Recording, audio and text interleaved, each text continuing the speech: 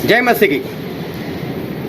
मैं स्टैनली मैकवान, मेरे YouTube channel Hindi Gujarati Bible study में आपका स्वागत है। मेरी चैनल को अभी सब्सक्राइब कर लीजिए और साथ में जो बेल आइकॉन है उसको टच करो, और जैसे ही टच करोगे तो वहाँ पर एक लिखा हुआ आएगा ऑल, उसे भी आप टच कर लो, ताकि जैसे ही मैं वीडियो बना कर रखूँ आपको तुरंत उसकी नोटिफिकेशन मिल जाएगी। दाऊद युद्ध का हालचाल देखने के लिए वो युद्ध के मैदान में गए। वो अपने भाइयों से भेंट करने के लिए, उनके हाल जानने के लिए वो वहाँ पर गए। क्या उनको मालूम था कि आज गोलियत से मेरा युद्ध हो जाएगा? उनको कतई मालूम नहीं था। और क्या वो युद्ध के अनुभवी थे? नहीं। तो फिर वो लड़ने के लिए क्यों चले गए? ये जानने के लिए इस वीडियो को पूरा देख। मत्ती 25:1-13। वहां पर प्रभु यीशु ने एक दृष्टांत दिया कि स्वर्ग का राज कैसा है। और वहां पर प्रभु से ऐसा बताया कि 10 कंवारियां थी, 10 लड़की थी। उसमें से 5 तो बुद्धिमान थी, 5 मूर्ख थी। सभी की शादी तय हो चुकी थी, दूल्हे का इंतजार कर रही थी। सभी की सभी तैयार हो गई। रात हो गई तो सभी ने अपने अपने मसाले जला दी और सभी लोग घर से बाहर निकल गए। और वो लोग कहीं चौराहे पर जाकर दूल्हे का इंतजार करने लगे। लेकिन जो 5 बुद्धिमान थी वो साथ में कुप्पी में एक्स्ट्रा तेल लेकर गई। लेकिन जो 5 मूर्ख थी वो एक्स्ट्रा तेल लेकर नहीं गई। और ऐसा हुआ, इंतजार करते करते जब दूल्हा नहीं आया 10 की 10 सो गई। आधी रात हुई और आवाज आई, कोई चिल्लाया, दूल्हा आया, दूल्हा आया। और 10 की 10 जाग गई। जब 10 ने जागकर देखा तो सभी की मसाले बुझ रही है क्योंकि अंदर का तेल खत्म हो चुका था। तो जो 5 बुद्धिमान थी, जो अपने साथ एक्स्ट्रा तेल लेकर आई थी, वो फटाफट मसाले के अंदर तेल डालने लगी। लेकिन 5 मूर्ख जो थी उनके पास तेल नहीं था। उन्होंने उनसे मांगा कि हमको भी तेल दे दो। तो उन्होंने कहा अगर हम आपको देंगे तो ना आपको पूरा होगा ना हमें पूरा होगा, इसलिए बाजार जाओ, खरीद कर लेकर आओ। और वो बाजार गई और यहां पर दूल्हा आ गया। अरे 5 बुद्धिमान दूल्हे के साथ चली गई। जो 5 मूर्ख थी वापस आई, वो भी दरवाजा खड़काने लगी, खोलो खोलो, हमारा नहीं खोलो, हम वापस आ गए। लेकिन बोल दिया हम आपको नहीं पहचानते, चले जाओ यहां से। अब ये दृष्टांत वैसे समझ में ना आया, ऐसा है। लेकिन इजराइल में पहले ऐसी परंपरा थी कि सिर्फ मंगनी होती थी। मंगनी होने के बाद दुल्हन अपने घर, दूल्हा अपने घर। लेकिन दूल्हे को 1 साल का वक्त दिया जाता था। 1 साल में कभी भी अपनी दुल्हन को लेने उसको आना था। लेकिन परंपरा ऐसी थी कि दूल्हा जो होता था वो बता कर नहीं आता था।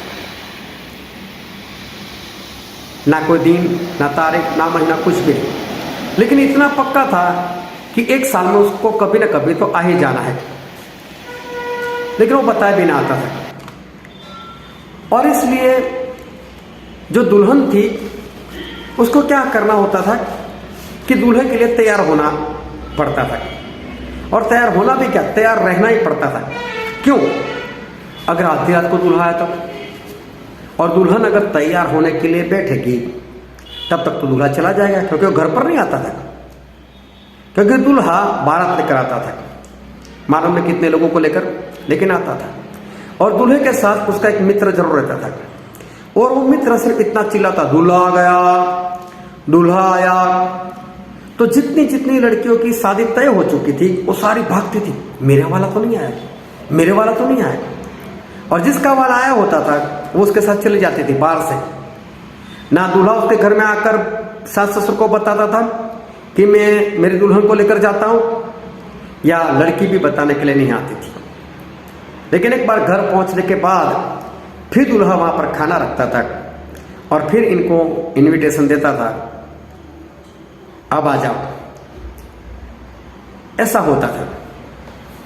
अभी देखो, अगर दुल्हन वो बर्तन साफ कर रही है तो दुल्हन के ड्रेस में तो नहीं कर सकती।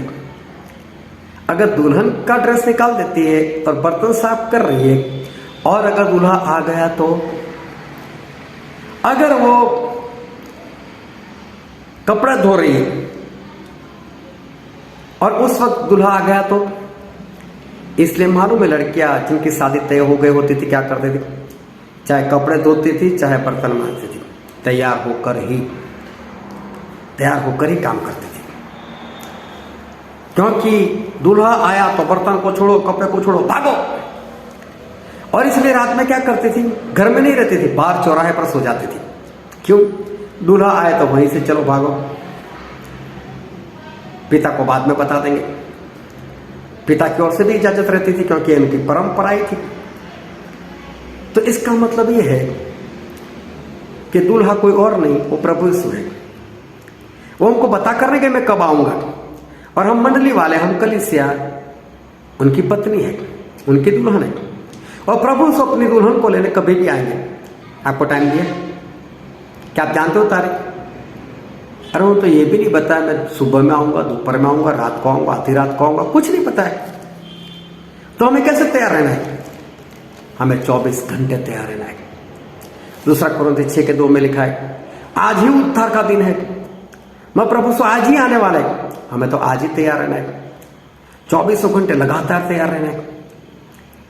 प्रभु यीशु के लिए, स्वर्ग में जाने के लिए हमें लगातार तैयार रहना है। जब हम नए नए मसीह में थे और हमारे पास परमेश्वर का कोई वरदान नहीं था, और मेरी पत्नी वो चाहती थी कि मुझे पराई भाषा मिले, अन्य भाषा मिले, तो एक बार एक परमेश्वर का दास आया, तो उनको बोला मेरे लिए प्रार्थना करो ना। बोले क्यों?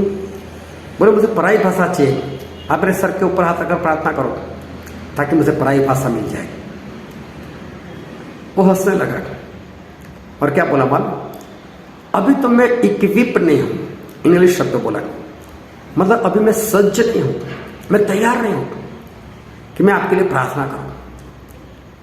अभी ये बात मेरे दिल में चुभ गई, ये तो परमेश्वर का दास है, मुझे सिखाने के लिए आ रहा है, ये खुद सज्ज नहीं, ये खुद तैयार नहीं, तो अगर अभी प्रभु से आ जाए तो इसका क्या होगा? ये तो खुद नाश हो जाएगा। हमें तो हर वक्त तैयार रहना है। मत्ती 17 उसके 21वें वचन में लिखा है, जब चेलों ने ऐसा पूछा था कि प्रभु यीशु ये भूत प्रेत कैसे निकलते, तो प्रभु यीशु ने उत्तर में बोला था, उपवास और प्रार्थना के बिना ये नहीं निकलते। इसका मतलब दुष्ट आत्मा निकालने के लिए उपवास भी चाहिए, प्रार्थना भी चाहिए। अब सोचो, आपने सुबह में चाय नाश्ता कर लिया, आपने खाना खा लिया, और उसके बाद कोई आपको बोलता है कि यहां पर दुष्ट आत्मा है, आप निकालने के लिए आ जाओ, तो क्या करोगे? एक परमेश्वर के दास के साथ ऐसा ही हुआ। किसी ने बोला, भाई साहब चलो दुष्ट आत्मा है निकालने के लिए चलो। उसने बोला मैं आज नहीं, मैं कल आऊंगा, मैं उपवास कर कल आऊंगा, आज मेरा उपवास नहीं है। प्रभु यीशु उन जितने भी भूत प्रेत निकाले, क्या उस वक्त उनका उपवास था? एक बार भी नहीं, कहीं पर भी जिक्र नहीं किया गया। लेकिन उन्होंने खुद कहा कि उपवास और प्रार्थना के बिना ये नहीं निकलता। तो क्या दुष्ट आत्मा निकालने के वक्त हमारा उपवास होना जरूरी है? और अगर कोई हमें अचानक से बोलता है कि दुष्ट आत्मा आ जाओ, और उस वक्त हमने खा लिया है, तो क्या हम नहीं जा सकते, भूत प्रेत नहीं निकल सकता? प्रभु सही में कहना क्या चाहते? प्रभु ने खुद ने सेवकाई के शुरू में, सेवा शुरू करने से पहले 40 दिन तक लगातार उपवास किया। लगातार उपवास करते करते शैतान के साथ लड़े, उसके ऊपर विजय हासिल किया, उसके ऊपर अधिकार प्राप्त किया, और फिर भूत प्रेत निकालने के लिए, सुसमाचार प्रकट करने के लिए वो वहां से निकल आए। उसके बाद कभी भी उन्होंने उपवास नहीं किया। प्रभु से ये कहना चाहते हैं कि शुरू में ही उपवास करो। जब तक आप शैतान के ऊपर अधिकार प्राप्त नहीं कर लेते तब तक लगातार उपवास करो और उसके बाद भूत प्रेत निकालने के लिए निकलोगे। उसके बाद अगर आप खाना खाते हो कोई बात नहीं, लेकिन आपने जो पहले उपवास किए ना उसमें जो अधिकार मिला उसके कारण आप भूत प्रेत निकाल सकते हो। तो उपवास तो है ही, और जहां पर निकालने के लिए जाते हो वहां पर प्रार्थना तो है ही। उपवास के वक्त में प्रार्थना तो ठीक, वो प्रार्थना वो उपवास उससे भूत प्रेत निकलते।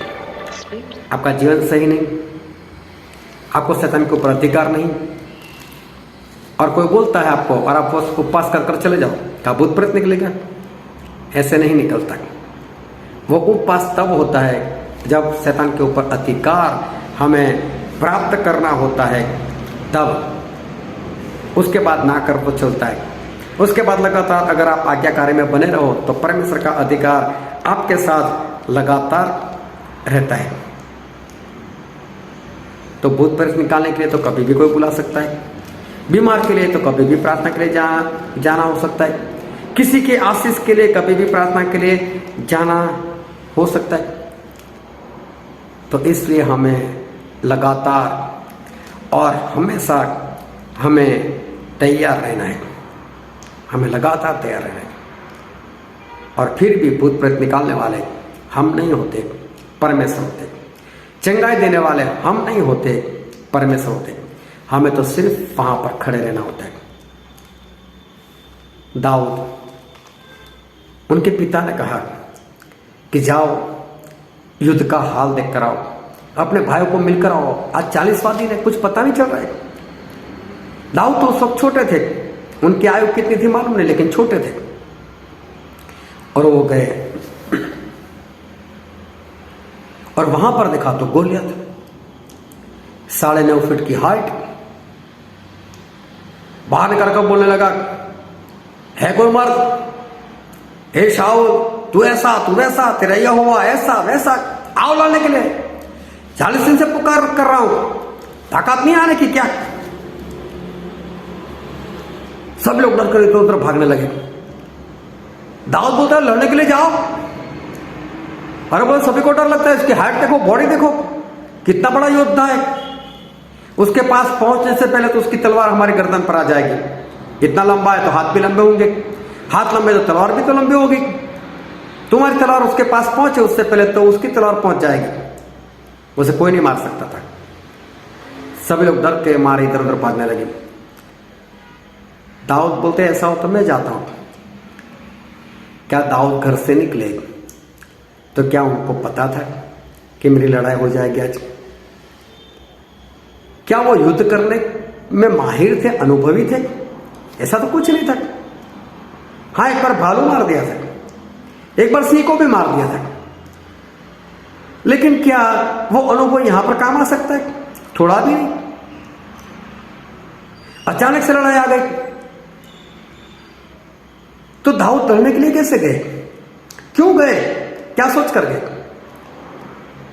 अरे जब भालू उनके सामने आ गया था तब भी उनको कौन सा मालूम था कि आज भालू के साथ मेरी लड़ाई होने वाली, लेकिन तो लड़ने के लिए चले गए। क्यों?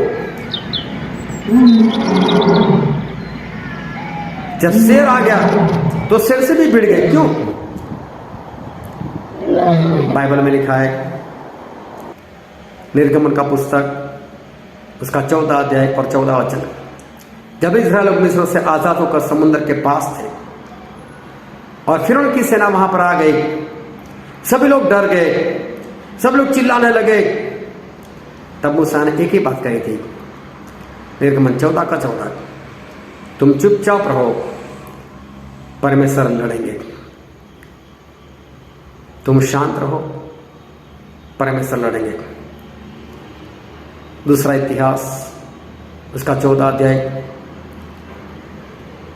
और वहां पर जो आसा नाम का राजा था उसकी लड़ाई हो गई थी और उसके पास 5,80,000 की सेना थी और सामने कुशी लोग आ रहे थे 10 लाख लेकर। आसा राजा डर गए। उन्होंने परमेश्वर से विनती की तो परमेश्वर ने सहायता की। दूसरा इतिहास 14 अध्याय उसका 13 वचन, वहां पर ऐसा लिखा है कि यहोवा के हाथों से वो 10 लाख लोग मारे गए।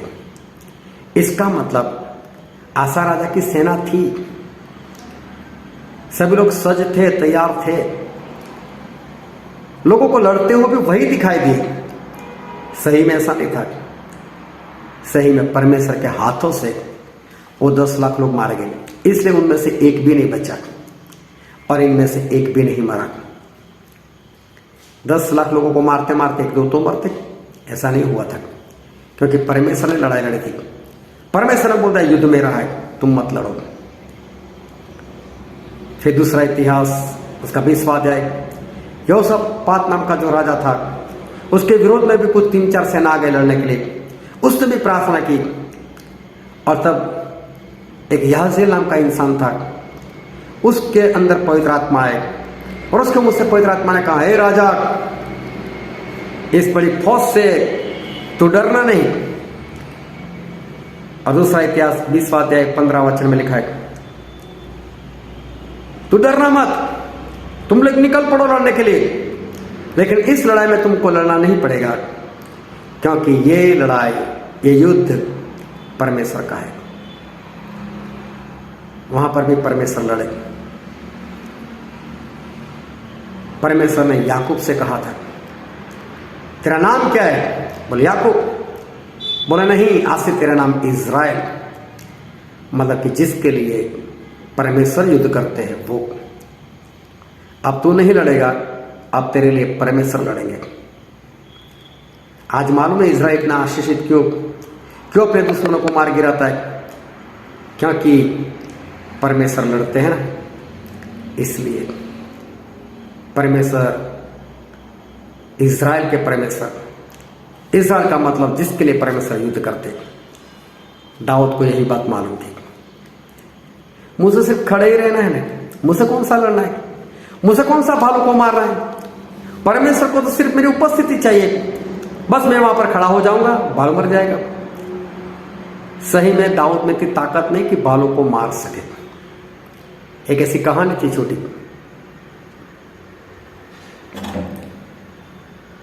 कि भालू जो होता है वो मुर्दे को नहीं खाता। तो 2 मित्र थे, कहीं जंगल में चले गए, भालू आ गया और भालू जो है वो पेड़ पर नहीं चढ़ सकता। तो एक लड़का तो पेड़ पर चढ़ गया, दूसरे ने बोला मुझे भी चढ़ा, मुझे भी चढ़ा। वो बोलता है नहीं, मैं तो मेरी जान बचाऊंगा, तेरी जान क्यों बचाओ, कैसे बचाओ? तभी इसको याद आया कि जो भालू होता है ना, वो मुर्दे को नहीं खाता, वो अपनी सांस रोक सो गया। और भालू वहां पर आया, उसने देखा है तो मुर्दा है, वो चला गया वहां से।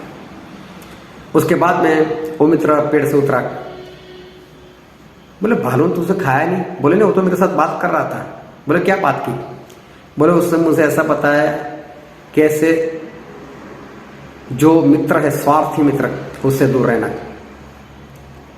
अब ये कहानी सुनकर एक बार ऐसा हुआ, किसी लड़के के साथ ऐसा ही हो गया, वो भी सांस रखकर सो गया। भालू उसके पास आकर बोलने लगा, मुझे भी भूख नहीं है, वरना तेरे होशियारी में निकाल देता सब बार। अभी दाऊद सही में भालू को नहीं मार सकते, लेकिन उनको इतना मालूम है युद्ध मेरा नहीं, मैं तो इज़राइल हूं, परमेश्वर का युद्ध, परमेश्वर मारेंगे। और परमेश्वर मार दिया। उसी के सामने खड़े हो गए, क्यों? उनको मालूम था मुझे नहीं मारना है, परमेश्वर को मारना है। और परमेश्वर इसी को भी मार दिया। लोगों को दिखाई दिए दाऊद, और दाऊद ने यही बात बताई, जिस परमेश्वर ने मुझे उस भालू के ऊपर विजय दिलाया, उसी के ऊपर विजय दिलाया, वो इसके ऊपर भी विजय दिलाएंगे। मुझे कौन सा लड़ना है, मैं तो ऐसे ही जाऊंगा। शाऊल बोलता कोई बात नहीं, तू जा, लेकिन मेरे कपड़े पहन कर जा। कपड़े पहने, दाऊद तो चल भी नहीं पाए। बोले छोड़ो इसको। एक छोटी सी लकड़ी लेकर चले गए, हाथ में गोफन लेकर चले गए और एक पत्थर गोफन में डाला और मारा। और बाइबल में लिखा है कि सर के आगे वाले हिस्से में यहां पर वो पत्थर अंदर चला गया। क्या दाऊद में इतनी ताकत थी कि वो पत्थर अंदर चला जाए? नहीं, वो परमेश्वर की ताकत थी। जैसे ही दाऊद ने से पत्थर छोड़ा होगा, परमेश्वर ने पकड़ लिया होगा और ऐसे मार दिया होगा और सही निशाने के ऊपर अंदर गोली के समान चला गया। दाऊद को इतना मालूम था बस मुझसे तैयार होना है और खड़े रहना है, बाकी काम जो है वो तो मेरे परमेश्वर ही करेंगे। तो हमें हर वक्त तैयार रहना है, क्योंकि युद्ध हमारा है ही नहीं। युद्ध तो हमारे परमेश्वर लड़ते हैं, युद्ध हमारा नहीं है। इसलिए हर वक्त तैयार रहो। हमें नहीं लड़ना है, हमारे परमेश्वर जो है वो हमारे परमेश्वर वो तो युद्ध लड़ते। दाऊद को कोई अनुभव नहीं था किसी इंसान को योद्धा को मारने का, लेकिन वो भी जानते थे कि मुझे कुछ नहीं करना है और इसलिए हमें हर वक्त तैयार रहना है। परमेश्वर अपने वचन में कहते हैं इफिसी 6:12, हमारा मल्ल युद्ध शैतान से, शैतान की सेना से, और इसलिए परमेश्वर के सारे हथियार पहन लो। और उनके हथियार है सच्चाई से कमर बांधना, धार्मिकता की जिलम पहनना, उद्धार का टोप पहनना, शांति मेल मिलाप की जूती पहनना, विश्वास की ढाल लेना, आत्मा की तलवार जो परमेश्वर का वचन है उसको लेना। हमें बस इतना पहनकर सज्ज रहना है, बाकी सारा काम परमेश्वर करेंगे। परमेश्वर शैतान को मार गिराएंगे। कोई भी आपको बोलता है दुष्ट आत्मा निकालने के लिए, सज्ज रहो, चले जाओ, डरो मत, युद्ध परमेश्वर का है। किसी भी बीमार को चंगा करने के लिए जाना है, कोई बात नहीं, चले जाओ, युद्ध आपका नहीं, परमेश्वर का है। आप इस्राएल के हो, परमेश्वर आपके लिए लड़ेंगे। लेकिन बस एक बात को याद रखो, हर वक्त तैयार रहो। परमेश्वर आपको आशीष दे। आमीन।